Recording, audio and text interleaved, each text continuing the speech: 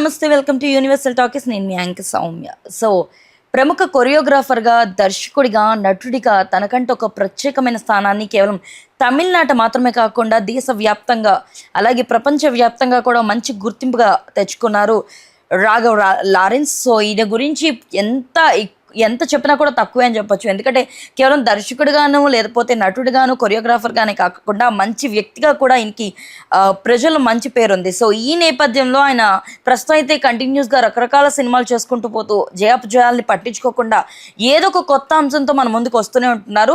ప్రస్తుతం అయితే లారెన్స్లో ఇంకొక కొత్త కోణాన్ని ప్రజలు చూడబోతున్నారన్న విషయం అయితే హాట్ టాపిక్గా నిలుస్తుంది. సో రాబోతున్న రోజుల్లో ఈయన పొలిటికల్గా కూడా ఆయన కెరియర్ని స్టార్ట్ చేయబోతున్నారని చెప్పేసి వార్తలు అయితే బయటకు వస్తున్నాయి. అండ్ దీనికి సంబంధించి ఎక్స్ వేదికగా రాఘవ్ లారెన్స్ రియాక్ట్ అవ్వడం జరిగింది. సో ఆయన మాటల్లో ఎక్స్ప్లెయిన్ చేస్తూ, నాకు బేసిక్గా పాలిటిక్స్ అన్నవి పెద్ద ఇష్టం ఉండవు, బట్ ఏంటంటే గొప్ప వ్యక్తులు ఎవరైతే ప్రజలకు సహాయపడతారో వాళ్ళ ద్వారా వెనకాలండి నడిపించాలి అని చెప్పేసి ఎప్పుడు అనుకుంటూ ఉంటాను అని చెప్పేసి, అలాగే రీసెంట్గా టీవీకే పార్టీ ద్వారా జనాల్లోనికి వచ్చి సీఎంగా ఎన్నుకోబడ్డ విజయ్ అప్పుడు పరిపాలన టైంలో అంటే దీనికి సంబంధించి పొలిటికల్గా కూడా ప్రచారాల్లో కూడా రాఘవ్ లారెన్స్ పాల్గొన్నట్టుగా అయితే వార్తలు ఉన్నాయి. సో ఈ నేపథ్యంలో రాజకీయాల్లోకి రాఘవ్ రాగబోతున్నారు. సో ఖచ్చితంగా ఈయన కూడా విజయ్ ఎలా అయితే ఇప్పుడు సీఎంగా నిలిచారో సో అలాగే ఒక ప్రధాన పొజిషన్లో ఉండబోతున్నారని చెప్పేసి వచ్చిన వార్తలకైతే చెక్ పెడుతూ ప్రత్యేకంగా ఎక్స్ వేదికలో ఇలా మాట్లాడారు. సో నా ఫ్యామిలీకి అయితే నేను పొలిటికల్గా రావడం ఇష్టం లేదు,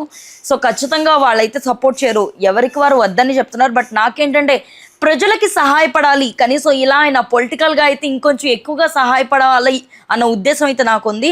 సో ఈ నేపథ్యంలో ప్రస్తుతం నేను ఈ యొక్క ఒపీనియన్ని ప్రజలకే వదిలేస్తున్నాను. నేను పొలిటికల్గా ఉండాలి అని మీరు అనుకుంటే నాకు మీరు రిప్లైని ఇవ్వండి, మీ ఒపీనియన్ని తెలియచేయండి. ఒకవేళ నేను ఉండకూడదని మీరు అనుకుంటే నేను వెంటనే ఈ విషయం కంప్లీట్గా మర్చిపోతాను.